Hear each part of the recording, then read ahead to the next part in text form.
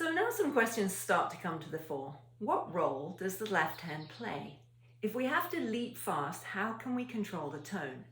This is of particular concern in delicate moments.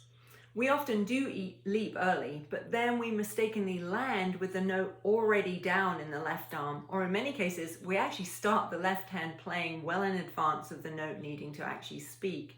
Sometimes we even add vibrato beforehand. This is particularly true in softer passages. However, there are some crucial elements here that can guide our thinking in a different direction and will give us full tonal control. So first we have to really understand the point of sound for the left hand. The point of sound is when the bottom of the string reaches its contact point with the fingerboard, not when the finger itself does. The finger hand and forearm are always on the surface of the string. Of course, most of us have fingers that are broader than the string itself, so some of the flesh of the pad surrounds the string, but the logic of the point of sound remains. In many cases, we're mistakenly trying to get the finger to the fingerboard, not the string to the point of sound. When we understand the point of sound, we have a whole range of options, but when we don't, we frequently find that we're stuck and we feel like we can't move and we don't have control.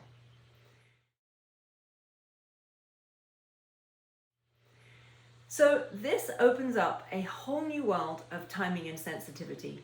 From the surface of the string to the point of sound offers a minuscule in size but monumental in effect range of possibilities for initiating the tone in different ways, thereby allowing the bow to give voice to an array of different sounds.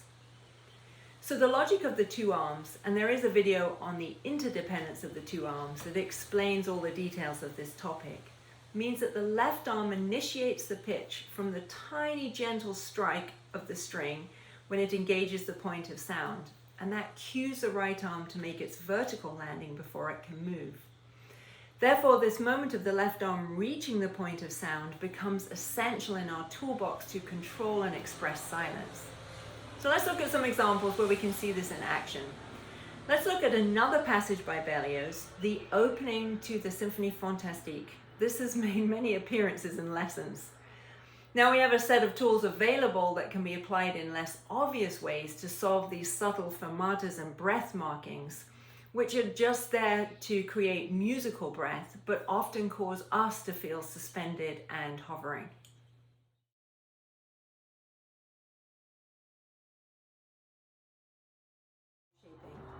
So the first question is actually getting to the very first note. So I'm waiting on my imaginary pillar here, and when the left arm moves over its G, that's going to cue this little undershape to get me over the G with the bow. So I can wait here very comfortably. Then there's a very quick prep and a gentle start. So that quick little prep is cued by the left arm. It tells the bow to make its little undershape to get to the string. And then I'm over both notes and I can start it.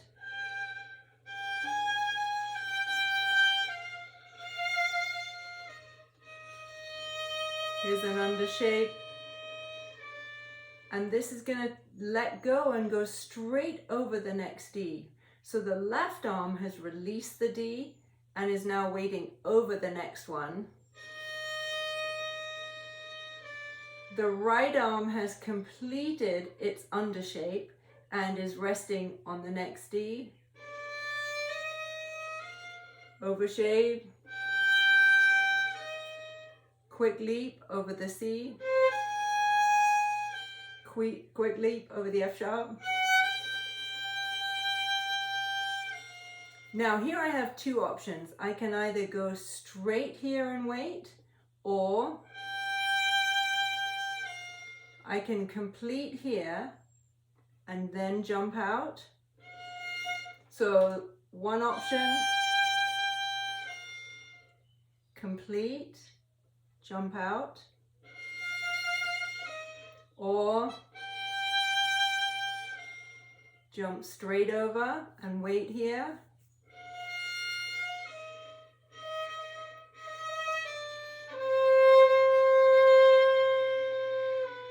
The B releases and goes over the next B.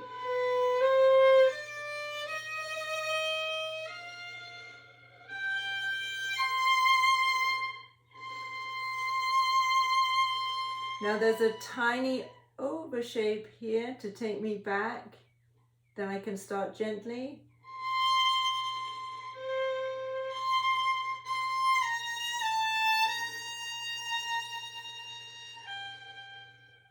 Straight back, or complete and then jump.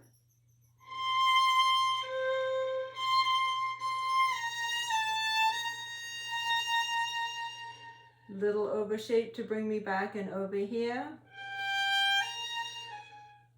Little overshape. You can shrink that as much as you want.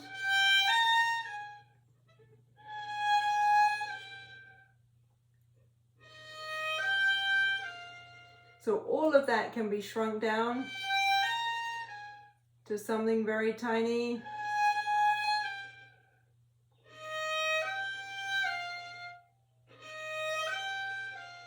But those principles will be the same.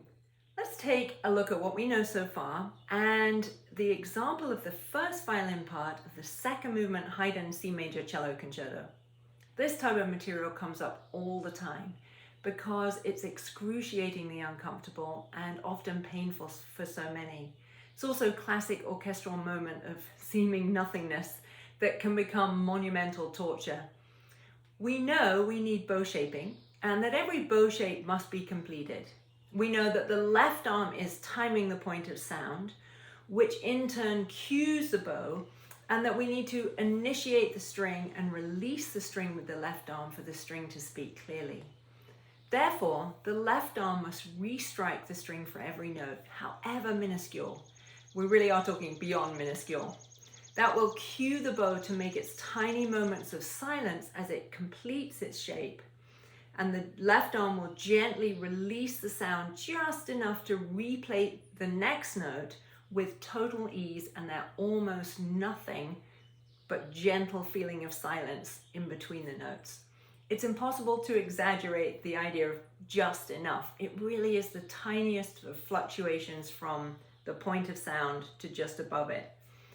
Developing sensitivity in the left arm for this point of sound is really important so that we're not stuck down with a dead finger, a stock arm, while the bow is trying to play the notes and the silence.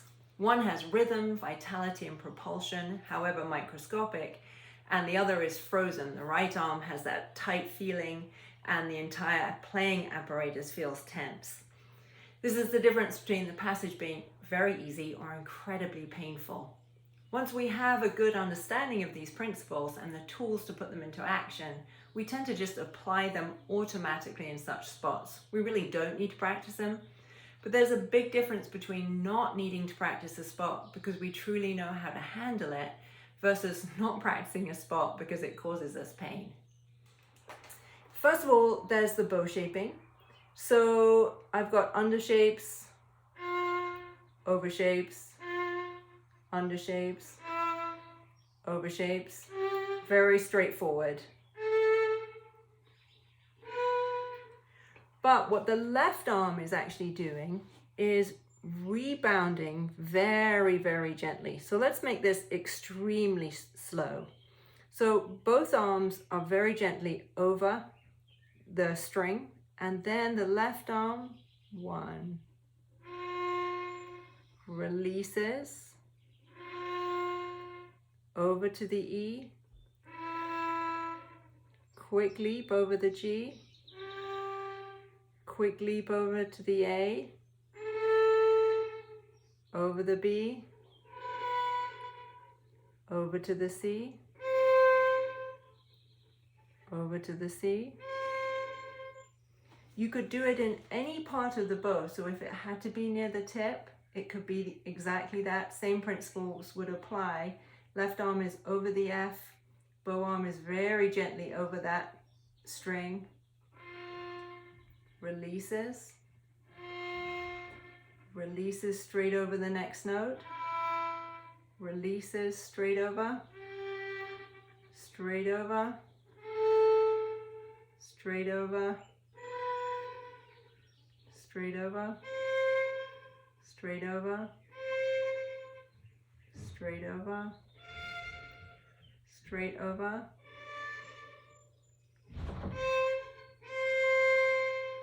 straight over, straight over. So even on those tiny repeated notes, the left arm has this tiny rebound rather than just sitting on the string and the bow trying to do all the delicate work while the left arm is frozen.